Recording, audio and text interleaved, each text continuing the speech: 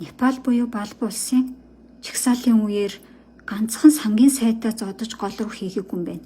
Өөр зөндөө олон гишүүд сайд дарга нарыг зодоод ингэж гол руу хийсэн юм байна. Одоо энэ гол дотор энэ зодуулаад мөлхөөд яваад байгаа энэ дарга нар болохоор цагдаагийн дарга нарыг ингэж зодоод гол руу хийгээд ингээд тал талаас нь юмар шидэд ингэж зодсон юм байна.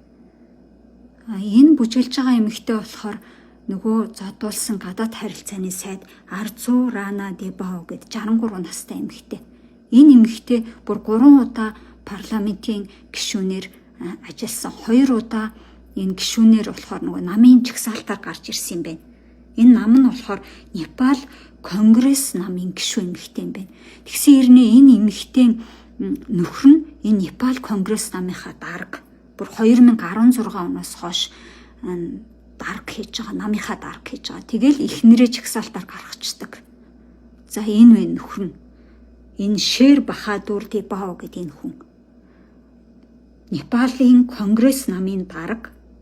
Тэгээд ерөнхий сайд хийжсэн хүн. Одоо энэ нөгөө байшин нь энэ ерөнхий сайд байсан энэ хүн, энэ нөгөө гадаад харилцааны сайд эмэгтэй хоёрын амьдардаг байсан байшин нь ингээд чагсагчд бүгдөө ингээд шатаагаад маргааш өглөө нь авсан бичлэг гинэ. Тэгээд энэ хоёрын энэ хаус харшиг нь ингээд шатаасан чинь маш их хэмжээний мөнгө, шатсан мөнгнүүд олцсон.